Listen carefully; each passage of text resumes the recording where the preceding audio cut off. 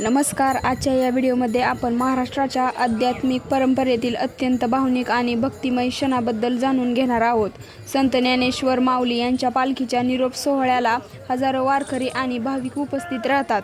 टाळ मृदंगाचा नाद, ज्ञानोबा माऊली तुकारामचा अखंड जयघोष आणि भक्तिमय वातावरण यामुळे हा सोहळा प्रत्येकाच्या मनात विशेष स्थान निर्माण करतो.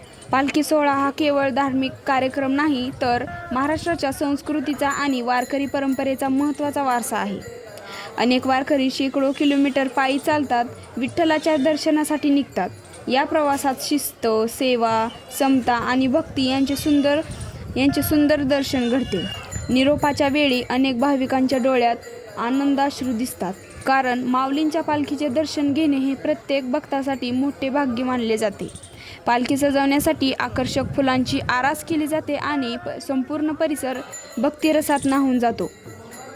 या सोहळ्यात वारकरी अभंग गात पुढे सरकतात.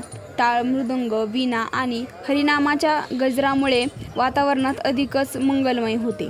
अनेक स्वयंसेवक वारकऱ्यांसाठी पिण्याचे पाणी, वैद्यकीय मदत आणि भोजनाची व्यवस्था करतात. ही सेवा वारकरी परंपरेचे एक महत्त्वाचे वैशिष्ट्य आहे. दरवर्षी लाखो भाविक या पालखी सोहळ्याचे साक्षीदार होतात.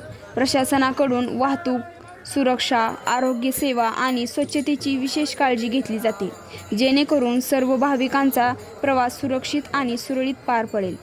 पालखी सोहळा आपल्याला समता, बंधुभाव, संयम आणि सेवाभाव यांचा संदेश देतो. येथे श्रीमंत, गरीब, लहान मोठा असा कोणताही भेदभाव नसतो. सर्वजण एकाच भक्तिभावाने विठ्ठल नामाचा जप करत पुढे चालत राहतात. मित्रांनो, अशा परंपरा आपल्या संस्कृतीची ओळख आहेत. त्यांचे जतन करणे आणि पुढील पिढीपर्यंत पोहोचवणे हीच आपलीच सर्वांची जबाबदारी आहे. हा भक्तिमय सोहळा शांतता, प्रेम आणि भक्तीचा संदेश देत पुढील प्रवासाला निघतो. व्हिडिओ आवडला असेल तर लाईक करा, शेअर करा आणि अशाच विश्वासार्ह व सुरक्षित मराठी बातम्यांसाठी आमच्या चॅनेलला नक्की सबस्क्राईब करा. धन्यवाद.